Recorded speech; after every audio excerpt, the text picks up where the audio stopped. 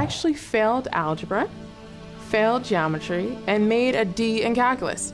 And people are shocked. They say, "You became a rocket scientist?" And the answer is yes. 5, 4, I successfully helped launch Discovery, Endeavour, Columbia, and Atlantis space shuttles.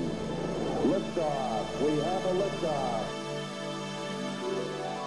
I am Olympia LaPointe. I graduated from Cal State Northridge with my bachelor's degree in mathematics in 1998, and I graduated in 2005 with my master's degree, also in mathematics. Right now I have built a math education company, and I have just finished my first book, Mathophobia: How You Can Overcome Your Math Fears and Become a Rocket Scientist. And through that, my goal is to help not only my students that I teach, but help students across the nation learn to embrace math and science fields. I was 6 years old, and we took a field trip to Jet Propulsion Laboratory. And there I saw the mission control room, and I thought to myself, I want to be just like those men launching rockets. When I went to school, I didn't always do well in mathematics. I didn't let failure stop me, and I realized where I was making my mistakes. I became a math tutor my first semester at Cal State Northridge, and through that I would sit with the students and reread the book with them, and through that process I became much stronger at mathematics. So after I graduated with my bachelor's degree, I checked and I found out that I was eligible for the new graduate program.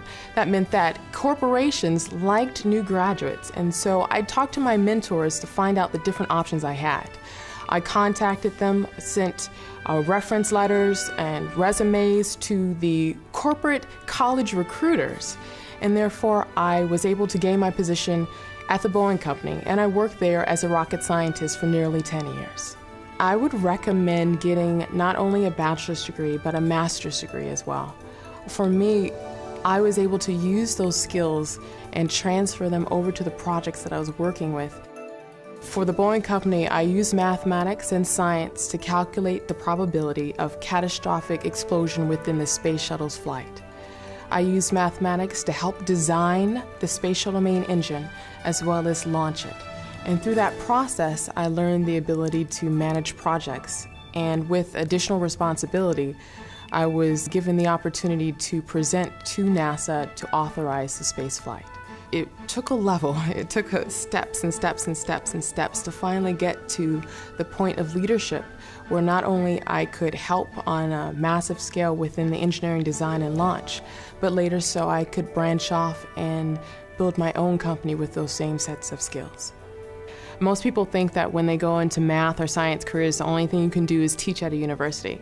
Wrong. You can go into aerospace, medical fields, work for the lottery system, and you work for casinos. You can use math and science even in taxes. There's so many areas to apply mathematics that people usually don't necessarily think about that. For individuals upon graduation, learn to become a beginner again. It is okay to be a beginner. Just like you started Cal State Northridge and you didn't know the teachers, you didn't know the campus, you didn't know where to go. That's going to be the same feeling in which you're going to feel when you graduate. But it's okay, because just like you learn to succeed and graduate from Cal State Northridge, you will succeed in anything else that you set your mind to.